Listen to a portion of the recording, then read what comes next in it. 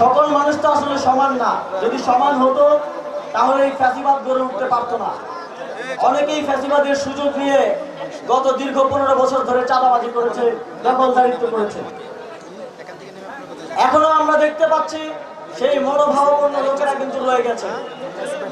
আমরা তাদেরকে স্পষ্টভাবে একটি কথা বলতে চাই, আওয়ামী লীগ সরকারের এই পতনটা কিন্তু দীর্ঘদিন তাদের যে চাঁদাবাজি, দখলদারিত্ব, মানুষের উপর যে অন্যায় অবিচার তারা করেছে তার একটি চূড়ান্ত ফসল। আমরা বাকি রাজনৈতিক দল সহ সকলকে একটি স্পষ্ট বক্তব্য দিতে চাই, আপনারাও যদি সেই একই পথে হাঁটেন আপনাদের পরিণতিও আওয়ামী লীগ ফ্যাসিস্ট সরকারের মতো একই রকম হবে। বাংলাদেশের জনগণ যেভাবে সচেতন হয়েছে, তরুণরা যেভাবে এগিয়ে এসেছে, এই তারুণ্যের এই শক্তিকে আবার চাঁদাবাজি, দখলদারিত্ব দিয়ে দমিয়ে রাখা যাবে না।